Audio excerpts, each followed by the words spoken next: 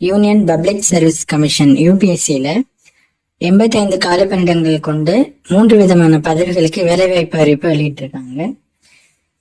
Advertisement number என்னன்னு பாத்தீங்கன்னா 12/2025 அப்படின்னு சொல்லிட்டு யூபிஎஸ்சியோட அபிஷியல் வெப்சைட்ல அவங்க ரிலீஸ் பண்ணிருப்பாங்க. அந்த நோட்டிபிகேஷன் தான் இப்ப நம்ம பார்க்க இருக்கோம். 85 காலிப்பணியிடங்கள் கொண்டு வெளியிட்டு இருக்காங்கன்னு சொல்லியிருந்தோம். 3 விதமான பதவிகள் என்னென்ன அப்படின்னு பார்த்தோம் அப்படின்னா அசிஸ்டன்ட் பப்ளிக் ப்ராசிக்யூட்டர் மற்றும் லெக்சரர் போஸ்டுக்காக வெளியிட்டிருக்காங்க. லெக்சரர் போஸ்ட்ல என்னென்ன கேட்டகரி கீழே வெளியிட்டிருக்காங்க அப்படின்னாக்க botany, chemistry, economics, history, home science, physics, psychology, sociology, zoology அப்படின்னு சொல்லிட்டு இந்த ஃபீல்டுல எல்லாம் உங்களுக்கு லெக்சரருக்காக போஸ்ட் எடுக்கிறாங்க. வாங்க ஒவ்வொரு போஸ்ட்டுக்கும் எவ்வளவு காலி பணியிடங்கள், என்ன கல்வி தகுதி, யாரெல்லாம் அப்ளை பண்ணணும், எப்படி அப்ளை பண்ணணுங்கிறத நம்ம இந்த வீடியோல பார்க்கலாம்.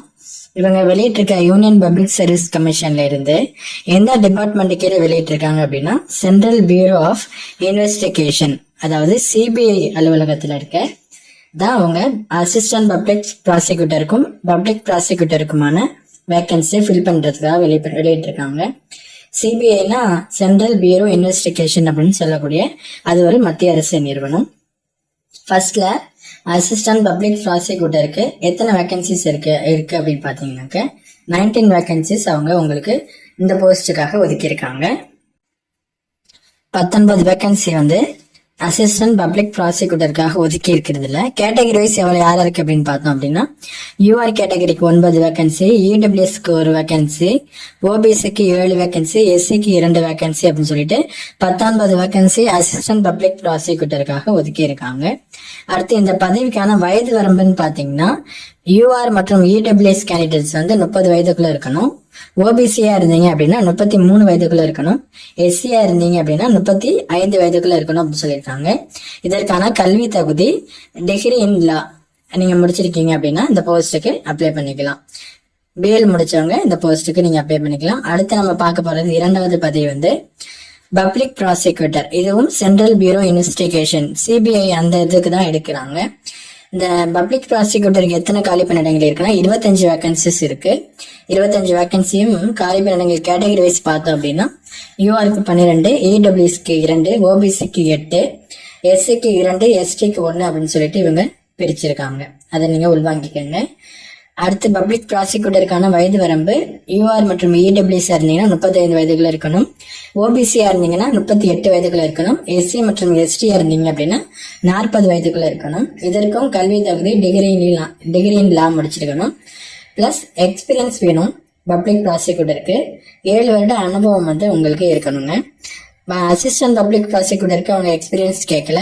பட் இந்த பப்ளிக் ப்ராசிக்யூட்டருக்கு நீங்க 7 வருட அனுபவம் பெற்றிருந்தா மட்டும்தான் அந்த போஸ்டுக்கு நீங்க அப்ளை பண்ண முடியும். அடுத்து நம்ம பார்க்க போறது லெக்சரர் போஸ்ட் ஒன்னொன்னா பார்க்கலாம். லெக்சரர் போஸ்ட் பாட்னி அப்படிங்கறதுல எவ்வளவு வேகன்சி இருக்காங்கன்னா 8 வேகன்சி ஒதுக்கியிருக்காங்க. 8மே எஸ்டிக்காக ஒதுக்கியிருக்காங்க. இந்த லெக்சரர் போஸ்ட் எல்லாத்துக்குமே போஸ்ட் கிராஜுவேட் அந்த சம்பந்தப்பட்ட ஃபீல்டில் போஸ்ட் கிராஜுவேட் முடிச்சுட்டு பிஎட் முடிச்சிருக்கீங்கன்னா நீங்க அப்ளை பண்ணிக்கலாம். ஓகேவா?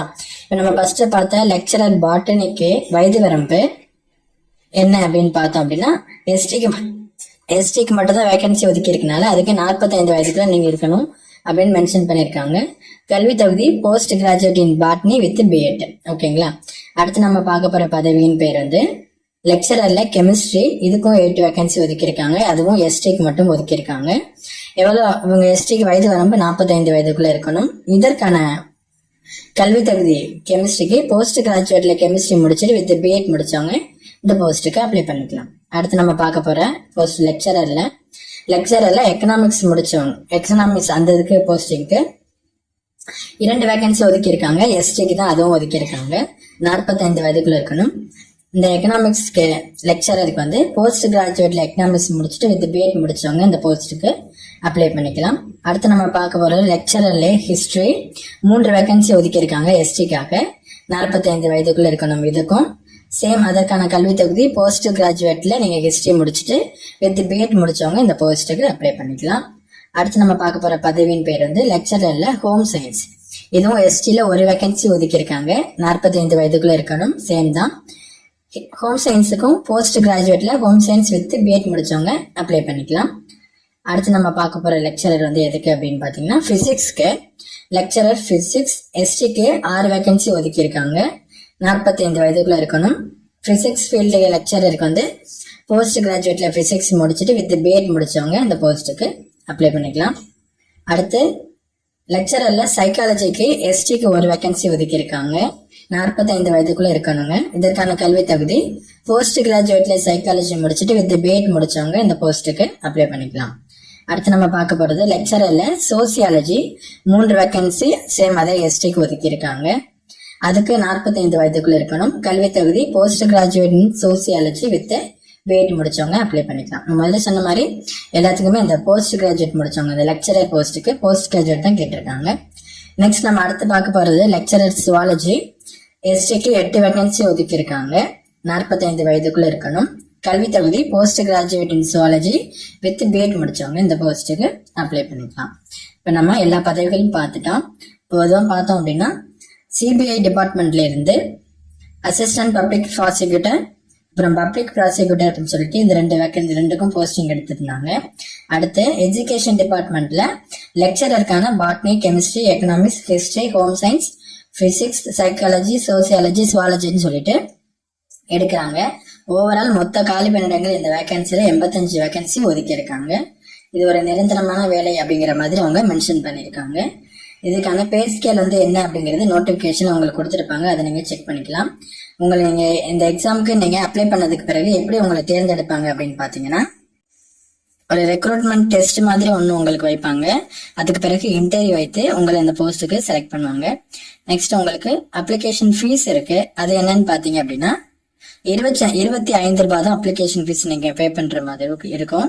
அதுவும் ஒரு சில பேருக்கு அந்த 25 ரூபாய் அப்ளிகேஷன் ஃபீஸும் கிடையாது. யாருக்குன்னா எஸ்சி, எஸ்டி, பிடபிள்யூபிடி உமன் கேண்டிடேட்ஸ்க்கு வந்து அப்ளிகேஷன் ஃபீஸ் கிடையாது. இந்த ஜென்ரல், ஓபிசி, இடபிள்யூஎஸ் இருந்தீங்கன்னா 25 ரூபாய் அப்ளிகேஷன் ஃபீஸ் பே பண்ற மாதிரி இருக்கும். இப்ப நீங்க பாத்துட்டு இருக்கிறது நோட்டிபிகேஷன். அப்ளை பண்றதுக்கான லிங்க் இதுதான். இதுல வந்து அப்ளை நவுன்னு இருக்கு இல்லையா, அதை கிளிக் பண்ணிட்டு நீங்க அப்ளை பண்ற மாதிரி இருக்கும். இந்த போஸ்ட்டுக்கு அப்ளை பண்றதுக்கான டேட் நீங்க இப்ப தெரிஞ்சுக்கோங்க. இந்த போஸ்ட் அப்ளை பண்றதுக்கான டேட் பாத்தீங்க அப்படின்னா இந்த போஸ்ட்டுக்கு அப்ளை பண்றதுக்கான ஸ்டார்டிங் டேட் வந்து 23/8/2025. அதுல இருந்து அப்ளை பண்ணிக்கணும். விண்ணப்பிப்பதற்கான கடைசி தேதி 11/9/2025. செப்டம்பர் மாதம் 11ஆம் தேதிக்குள்ள நீங்க போஸ்ட்டுக்கு இன்ட்ரெஸ்டா இருக்க கேண்டிடேட்ஸ் அப்ளை பண்ணிக்கோங்க. அபிஷியல் நோட்டிபிகேஷனும் அப்ளை லிங்கும் டிஸ்கிரிப்ஷன்ல இருக்கு. நோட்டிபிகேஷனை தரவா பார்த்துட்டு அதுக்கு பிறகு அப்ளை பண்ணுங்க. வேற எதுவும் டவுட்னா கீழே கமெண்ட் பண்ணுங்க. உங்க ஃப்ரெண்ட்ஸுக்கு ஷேர் பண்ணி அவங்களுக்கும் தெரியப்படுத்துங்க. தேங்க்யூ.